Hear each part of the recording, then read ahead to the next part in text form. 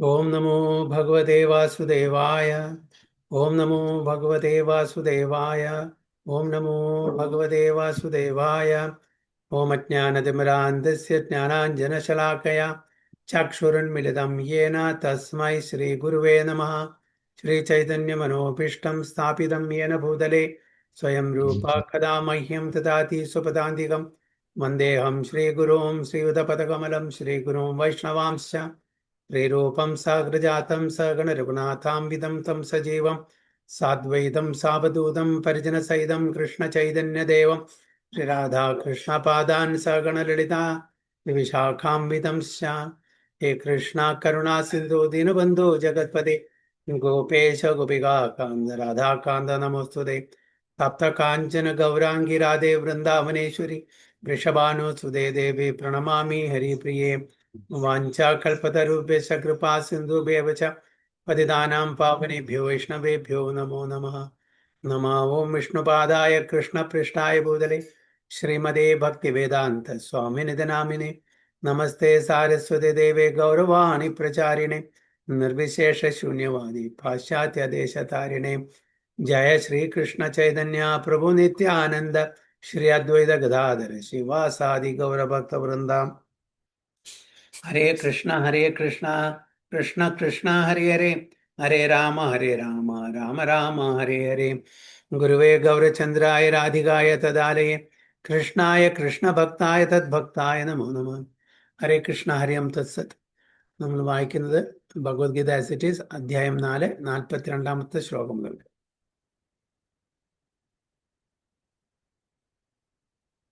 തസ്മാദ് അജ്ഞാനസംഭൂതം ഹൃത്സ്ഥം ജ്ഞാനാസിനാത്മനാ ചിത്വൈനം സംശയം യോഗം ആതിഷ്ഠോത്തിഷ്ഠ ഭാരത. തസ്മാദ് അജ്ഞാനസംഭൂതം ഹൃത്സ്ഥം ജ്ഞാനാശിനാത്മനഃ ചിത്വൈനം സംശയം യോഗം ആതിഷ്ഠോത്തിഷ്ഠ ഭാരത. ഹരേ കൃഷ്ണ. മംഗളമാതാജി. हरे कृष्णा। ओम नमो भगवते वासुदेवाय। तस्मात् ज्ञानसम्बोधं हृदस्थं ज्ञानासिनात्मनः चित्तैनं संशयं योगम् आतिष्ठोत्तिष्ठ भारत। हरे कृष्णा। सूची माताजी. हरे कृष्णा। तस्मादज्ञानसम्भूतं हृदस्थं ज्ञानासिनात्मना चित्तैनं संशयं योग आदिष्टोत्तिष्ठ भारत। हरे कृष्ण। श्यामला माताजी.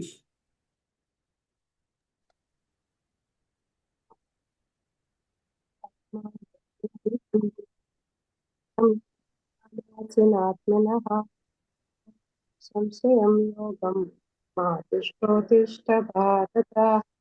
हरि बोल. स्मिता माताजी. कृष्ण. नमो भगवते वासुदेवाय. तस्माद् ज्ञानसम्भूतं हृदस्थं ज्ञानसिनात्मनः चित्तैनं संशयं യോഗം അതിഷ്ഠോത്തിഷ്ഠ ഭാരത. വിവർത്തനം. അങ്ങനെ അജ്ഞാനത്താൽ നിനക്കുണ്ടായ സംശയങ്ങളെ ജ്ഞാനത്തിന്റെ വാൾ കൊണ്ട് അറുത്ത് യോഗനിഷ്ഠനായി എഴുന്നേൽക്കൂ ഭാരത, യുദ്ധം ചെയ്യൂ. ഹരേ Krishna. Very good. Therefore, the doubts which have arisen in your heart out of ignorance should be slashed by the weapon of knowledge. Armed with yoga, O Bharata, stand and fight. Therefore, അതായത് അതുകൊണ്ട് എന്താണ് അപ്പം അതുകൊണ്ട്? അപ്പം ഈ അധ്യായത്തിൽ ഇതിനു മുമ്പ് പറഞ്ഞിട്ടുള്ള പല കാരണങ്ങളും അതിനെ ഒരു റീസൺ ആക്കിയിട്ട് ആയതുകൊണ്ട് ഇവിടെ എന്താണ് പറയുന്നത്? One who acts in devotional service, renouncing the fruits of his action, and whose doubts have been destroyed by transcendent knowledge, is situated factually in the self. Thus, he is not bound by the reactions of birth, O conqueror of riches. അപ്പം അതിൻ്റെ മുമ്പത്തെ ശ്ലോകത്തിൻ്റെ വിവർത്തനമാണ്. അപ്പം അങ്ങനെ ഭക്തി സേവനത്തിലെ എല്ലാ ഫലങ്ങളും ത്യജിച്ച് അത് പ്രതീക്ഷിക്കാതെ ആരാണോ ഭക്തി സേവനം ചെയ്യുന്നത് അവരുടെ എല്ലാ സംശയങ്ങളും എന്താണ് ഈ തത്വങ്ങളെ കൊണ്ട്, അതായത് ദിവ്യജ്ഞാനത്തെ കൊണ്ട് നശിപ്പിക്കാൻ പറ്റും.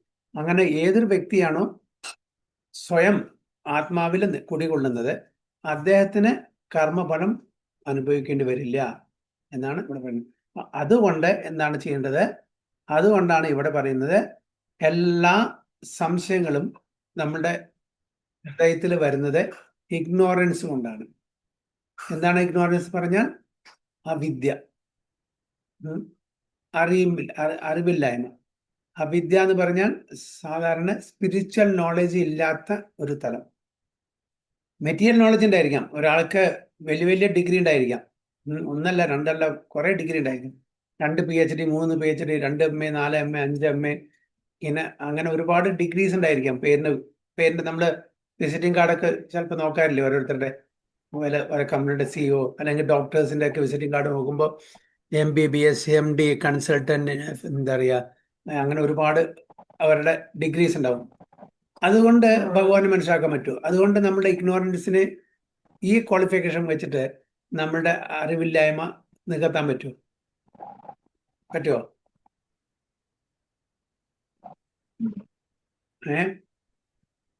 കുറെ യൂണിവേഴ്സിറ്റി ഡിഗ്രി ഉണ്ടായാൽ നമുക്കിതെല്ലാം അറിയാൻ പറ്റുമോ?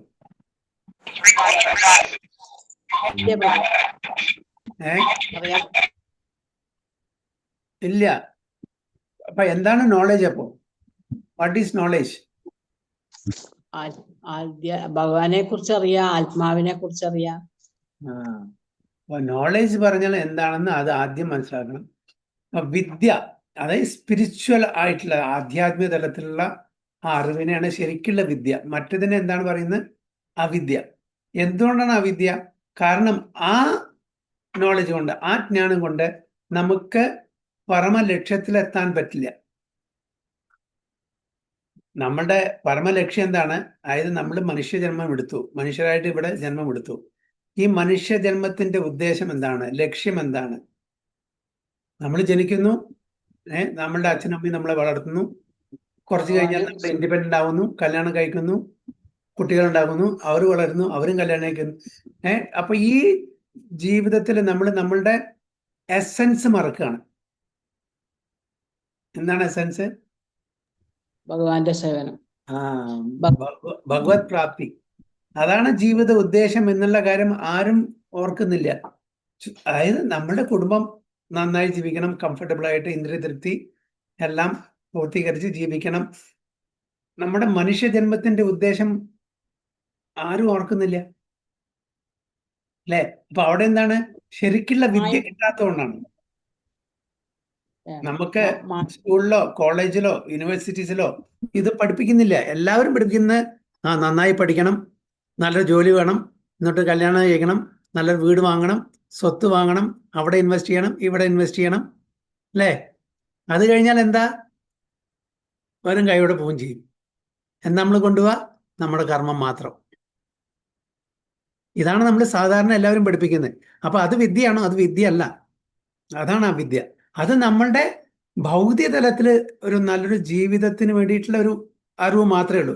പക്ഷെ അത് സെക്കൻഡറി ആണെന്ന് നമ്മൾ ആരും, ഈവൻ സോ കോൾഡ് സ്പിരിച്വലിസ്റ്റ്, അതായത് ആധ്യാത്മിക തലത്തിൽ അറിയുന്ന ആൾക്കാരും അതേ പ്രകാരം ജീവിക്കുന്നില്ല എന്നുള്ളതാണ് ഒരു പരമസത്യം അല്ലേ?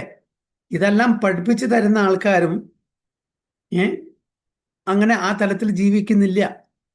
അങ്ങനെ ഈ അറിവുള്ള ആൾക്കാർ വളരെ വിരലിൽ എണ്ണാവുന്ന ആൾക്കാർ മാത്രമായിരിക്കും ആ തലത്തിൽ ജീവിക്കുന്നത്. കാരണം എന്താണ്? എസ്പെഷ്യലി കലിയുഗത്തിന്റെ പ്രഭാവം.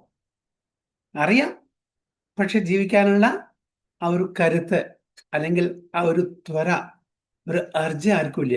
കാരണം ഭൗതിക ലോകത്തിൽ അത്രയും നമ്മൾ അകപ്പെട്ടു പോയി അതിന്റെ അല്യൂർമെന്റ്സിൽ. അതാണ് അതിന്റെ കാരണം. അപ്പൊ ഇവിടെ പറയുന്നത്, അപ്പോൾ therefore the doubts which have arisen in your heart out of ignorance, എന്തുകൊണ്ടാണ് ആ സംശയങ്ങൾ? അജ്ഞത കൊണ്ട്. ഷുഡ് ബി സ്ലാഷ്, അതിനെ മുറിച്ചു മാറ്റണം, അതിനെ കട്ട് ചെയ്ത് മാറ്റണം. എന്താ? With the weapon of knowledge, അതായത് അറിവാകുന്ന ആയുധം കൊണ്ട് അതിനെ മുറിച്ചു മാറ്റണം. അതായത് ഈ അവിദ്യ. അപ്പോൾ അവിദ്യ എന്ന് പറഞ്ഞാൽ എന്താണ്? ഭഗവാനെ പ്രാപിക്കാനുള്ള ആ ലക്ഷ്യം നമുക്ക് സബലീകരിക്കാൻ പറ്റാത്ത ഒരവസ്ഥ. ഈ നമ്മുടെ മനുഷ്യൻ ജന്മം തന്നെ സെൽഫ് റിയലൈസേഷന് വേണ്ടിയിട്ടാണ്, മുക്തിക്ക് വേണ്ടിയിട്ടാണ്, ഭഗവാനെ പ്രാപിക്കാൻ വേണ്ടിയിട്ടാണ്. ഇത് അറിയാത്ത ഒരു തലം, അതാണ് അവിദ്യ. അപ്പോൾ നമ്മൾ പല ആൾക്കാരും ആയിരിക്കും നല്ല ഹീസ് വെൽ എഡ്യൂക്കേറ്റഡ് അല്ലേ, നല്ല വിദ്യ ഉള്ള ഒരാളാണ്, നല്ല അറിവുള്ളവരാണ്. അപ്പം നമ്മൾ 99% ആ വിദ്യ കൊണ്ട് ഉദ്ദേശിക്കുന്നത് മെറ്റീരിയൽ നോളജാണ്. മെറ്റീരിയൽ നോളജ് കൊണ്ട് നമുക്ക് ഭഗവത് പ്രാപ്തി കിട്ടില്ല. അതാണ് ഭഗവാൻ പറയുന്നത്. അപ്പം അതുകൊണ്ട് അതിനെ കുറിച്ച് വെട്ടിമാറ്റണം. വെപ്പൺ ഓഫ് നോളജ്, വിദ്യ കൊണ്ട്. വിദ്യ പറഞ്ഞാൽ സ്പിരിച്വൽ നോളജ്. ആം വിത്ത് യോഗ ആണോ യോഗ. ഓ ഭാരത സ്റ്റാൻഡ് ആൻഡ് ഫൈറ്റ്. അതുകൊണ്ട് തൻ്റെ ക്ഷത്രിയ ധർമ്മം അവിടെ പാലിക്കാൻ വേണ്ടിയിട്ട് പറയുന്നത്. ആ ക്ഷത്രിയ ധർമ്മം ചെയ്യുന്നതും അത് ഒരു ഭഗവത് സേവനമാണ്. ധർമ്മം പുനഃസ്ഥാപിക്കാൻ വേണ്ടിയിട്ടാണ് ഭഗവാൻ അർജുനോട് ആ യുദ്ധം ചെയ്യാൻ പറയുന്നത്. അപ്പൊ അതുകൊണ്ട് അതിന്റെ വരും വരായും നോക്കണ്ട, തൻ്റെ ധർമ്മം, ക്ഷത്രിയനായിട്ടുള്ള താങ്കൾ ചെയ്യേണ്ട ധർമ്മം അത് പാലിക്കുക. അതിന്റെ റിസൾട്ട് ചിലപ്പോൾ വിക്ടറി ആവാം, ചിലപ്പോൾ എന്താണ് ഫെയിലിയർ ആവാം, എന്തോ ആവാം. അത് നോക്കേണ്ട ആവശ്യമില്ല. ഡു യുവർ ഡ്യൂട്ടി ആണ് പറയുന്നത്. So the yoga system instructed in this chapter is called Sanatana Yoga or eternal activities performed by the living entity. അപ്പോൾ സനാതന യോഗയാണ് ഈ യോഗ സിസ്റ്റം കൊണ്ട് ഉദ്ദേശിക്കുന്നത്. സനാതന എന്ന് പറഞ്ഞപ്പോൾ നമ്മളൊരു വർണ്ണാശ്രമ ധർമ്മത്തിൽ ജീവിക്കുന്ന ഒരാളാണെങ്കിൽ, വർണ്ണാശ്രമ ധർമ്മം ഫോളോ ചെയ്യുന്നതാണെങ്കിൽ, അപ്പോൾ ഈ ലൈഫിൽ ഒരു ക്ഷത്രിയാണെങ്കിൽ ക്ഷത്രിയ ധർമ്മം പാലിക്കണം, ബ്രാഹ്മണനാണെങ്കിൽ ബ്രാഹ്മണന്റെ ധർമ്മം പാലിക്കണം, ശൂദ്രനാണെങ്കിൽ ശൂദ്രന്റെ, വൈശ്യനാണെങ്കിൽ വൈശ്യന്റെ, അല്ലെ? ആ ധർമ്മം പാലിച്ചിട്ട് നമുക്ക് ഭക്തിയിലേക്ക് പോകാൻ പറ്റും, ഭഗവത് പ്രാപ്തി നേടാൻ പറ്റും. പിന്നെ ഓരോ ജീവാത്മാക്കളുടെയും ഒരു ധർമ്മമുണ്ട്, അതാണ് ആക്ച്വലി സനാതനധർമ്മം. പക്ഷെ ഈ സനാതന യോഗ ഇവിടെ മെൻഷൻ ചെയ്തിരിക്കുന്നത് ഓരോ സിറ്റുവേഷനിലും ഉള്ള സനാതനം, അതായത് സാമാന്യ ധർമ്മത്തെയാണ് പറയുന്നത്. ഒരു ഡോക്ടറുടെ ധർമ്മം എന്താണ്, ഒരു എഞ്ചിനീയറുടെ ധർമ്മം എന്താണ്, ടീച്ചറുടെ ധർമ്മം എന്താണ്, അല്ലെങ്കിൽ ഒരു ഡിവോട്ടിയുടെ ധർമ്മം എന്താണ്, ക്ഷത്രിയന്റെ, ബ്രാഹ്മണന്റെ, ഇതൊക്കെ ഓരോരുത്തർക്കും ഓരോ ധർമ്മം പറഞ്ഞിട്ടുണ്ട്. അത് കൂടെ നമ്മളെ സ്ലോലി ആൻഡ് ഗ്രാജുവലി നമ്മൾ വളർന്ന് എവിടേക്ക് എത്തണം? നമ്മുടെ എറ്റേണൽ ധർമ്മത്തിലേക്ക് എത്തണം. എറ്റേണൽ ധർമ്മം, എറ്റേണൽ ധർമ്മം എന്ന് പറഞ്ഞാൽ അത് ജീവേര സ്വരൂപമായ കൃഷ്ണര Nithyadas.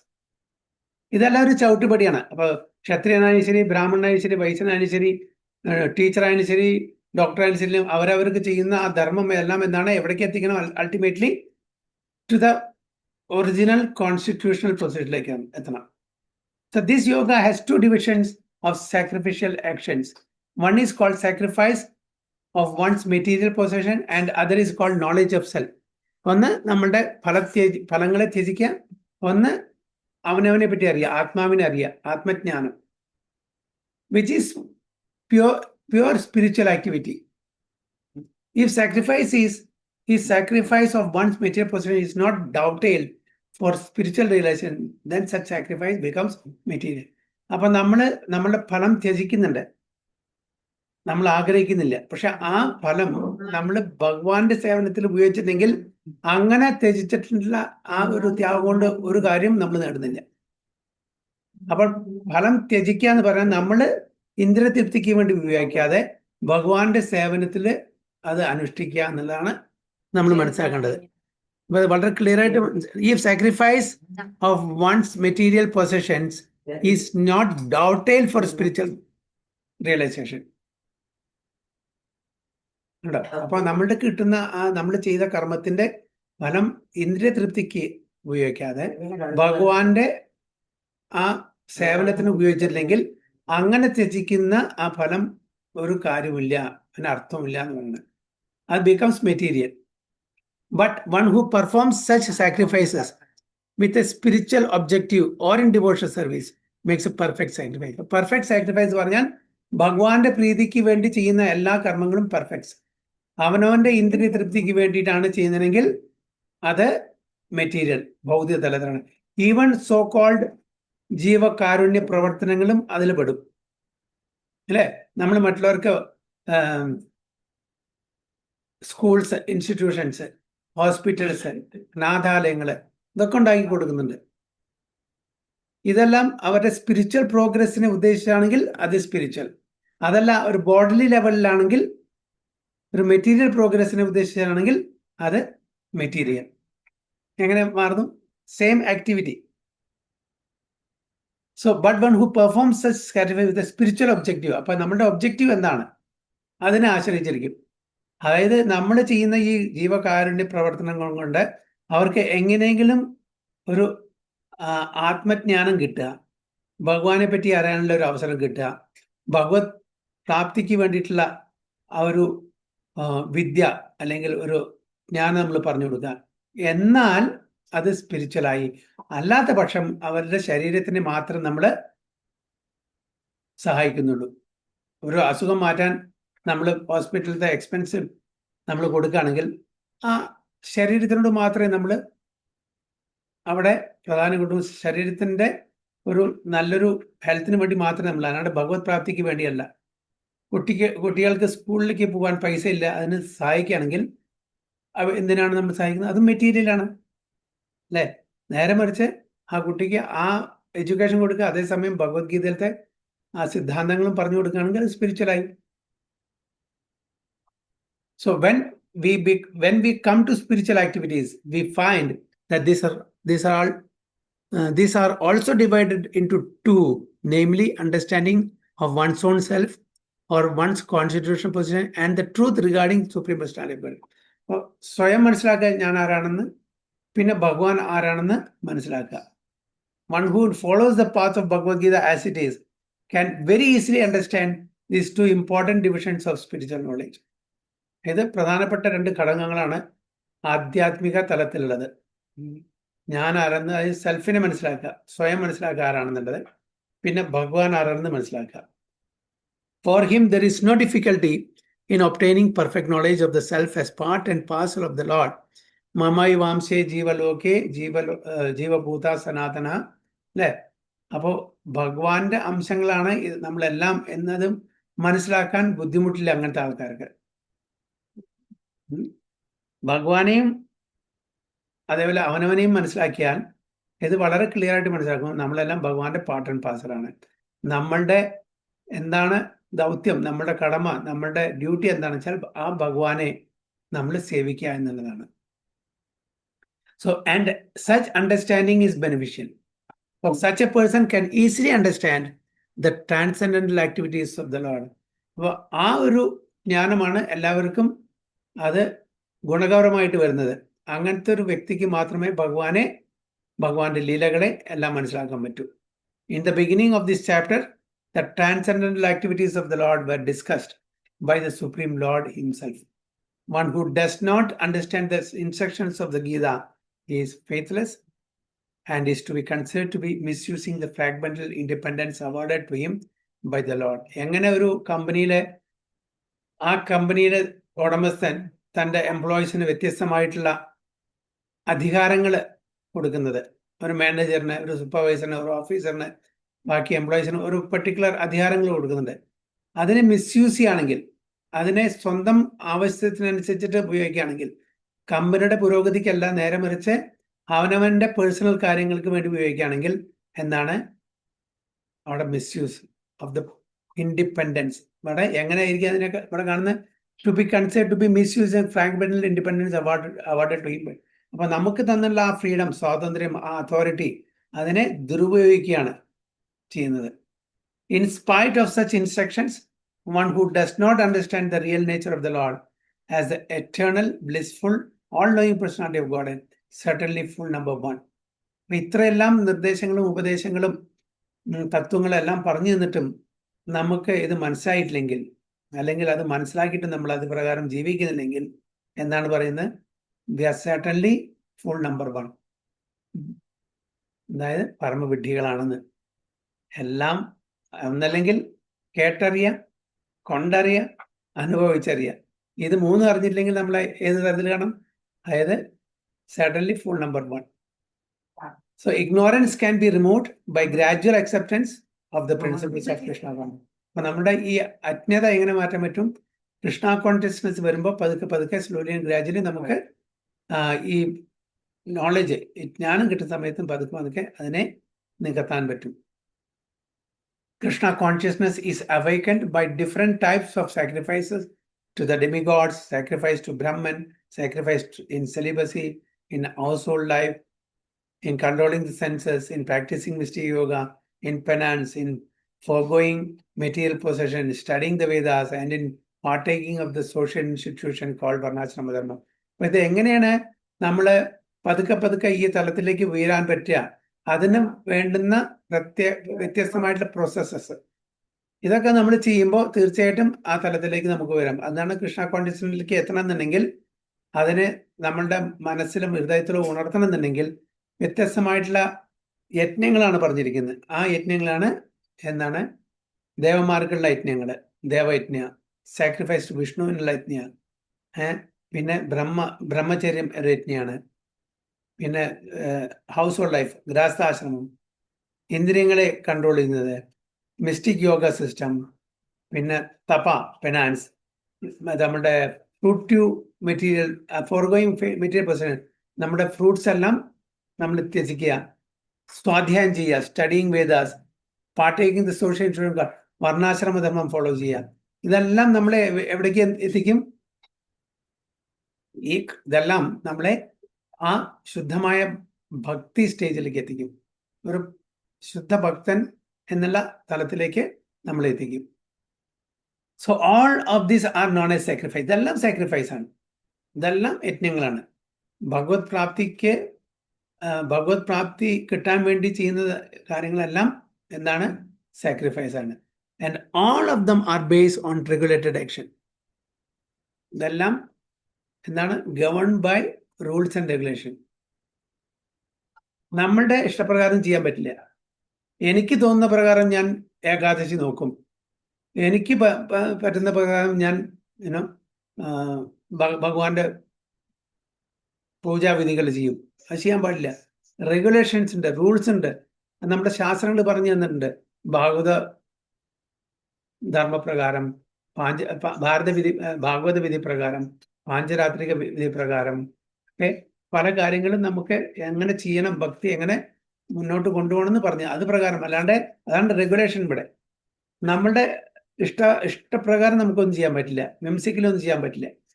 But within all these activities the important factor is self realisation. അപ്പൊ ഇതിലെല്ലാം ഏറ്റവും പ്രധാനപ്പെട്ട കാര്യം എന്താണ്? ആത്മജ്ഞാനം, self realisation. One who seeks that objective is the real student of Bhagavad Gita. അപ്പോൾ അതാണ് നമ്മുടെ ഒബ്ജക്റ്റീവ്. അപ്പോൾ ഭഗവത്ഗീത പഠിക്കുന്നതും ഇങ്ങനത്തെ കാര്യങ്ങൾ ചർച്ച ചെയ്യുന്നതും അതിൻ്റെ അൾട്ടിമേറ്റ് ഒബ്ജക്റ്റീവ് എന്തായിരിക്കണം? ആത്മജ്ഞാനം. ഞാൻ ആരെന്നറിയാം. ഞാൻ ആരെന്നറിഞ്ഞാൽ ബാക്കിയെല്ലാം അറിയും. ഭഗവാൻ ആരാണെന്നറിയും, നമ്മുടെ റിലേഷൻ എന്താണെന്ന് അറിയും, ഇതെല്ലാം അറിയാൻ പറ്റും. One who seeks that objective is the real student of Bhagavad Gita. But one who doubts the authority of Krishna falls back. ഭഗവാൻ കൃഷ്ണനെ നമ്മൾ മാനിക്കുന്നില്ലെങ്കിൽ, ഭഗവാൻ കൃഷ്ണന്റെ അതോറിറ്റി നമ്മൾ മാനിക്കുന്നില്ലെങ്കിൽ വാട്ട് ഹാപ്പൻസ്? അപ്പോൾ നമ്മൾ വിൽ ഫോൾ ഡൗൺ. നമുക്ക് പുരോഗതി ഉണ്ടാവില്ല ആധ്യാത്മിക. കാരണം ഭഗവാൻ കൃഷ്ണനാണ് എല്ലാം. അദ്ദേഹത്തിന് നമ്മൾ വിശ്വസിക്കുന്നില്ലെങ്കിൽ, അദ്ദേഹത്തിന്റെ ഭഗവത്ഗീത നമ്മൾ വിശ്വസിക്കുന്നില്ലെങ്കിൽ പിന്നെ നമുക്ക് എങ്ങനെ പുരോഗതി ഉണ്ടാവും? One is therefore advised to study Bhagavad Gita or any other scripture under a bona fide spiritual master with service and surrender. ആണ് തദ്വിധി പ്രണിപാതേന പരിപ്രശ്നേന സേവയാൽ ഉപദേക്ഷന്തി തേ ജ്ഞാനം ജ്ഞാനിന തത്വദർശന. അല്ലേ? ഈ അധ്യായത്തിൽ തന്നെ അത് പറഞ്ഞിട്ടുണ്ട്.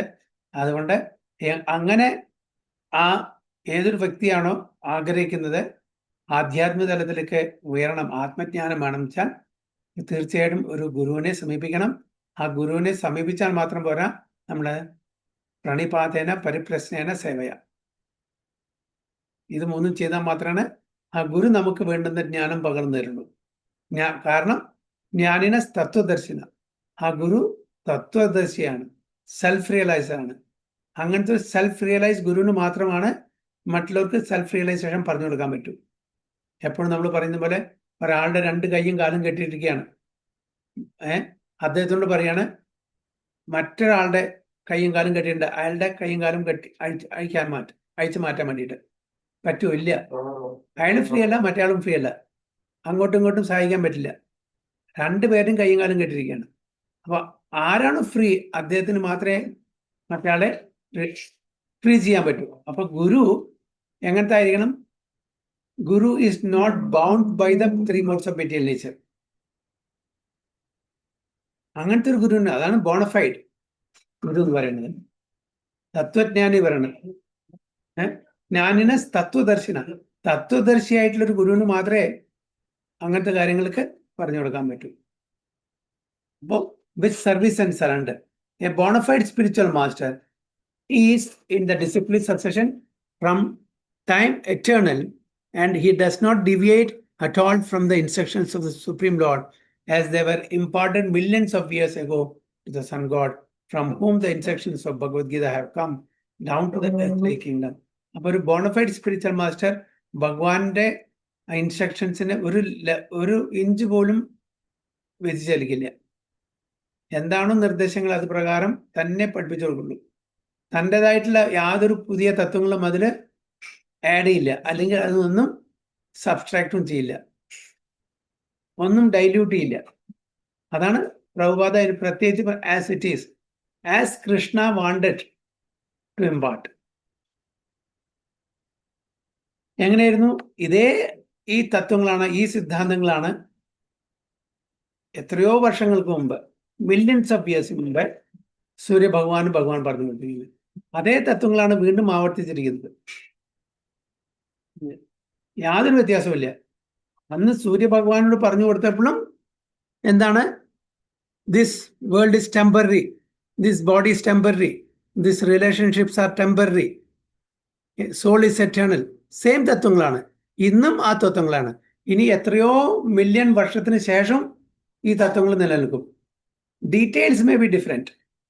ഓക്കെ, കാലത്തിനനുസരിച്ചിട്ട് ചില യുഗത്തിൻ്റെയും കാലത്തിൻ്റെയും ഒരു പരിവർത്തനം അനുസരിച്ചിട്ട് വ്യത്യാസം, ഡീറ്റെയിൽസ് ഉണ്ടാവും.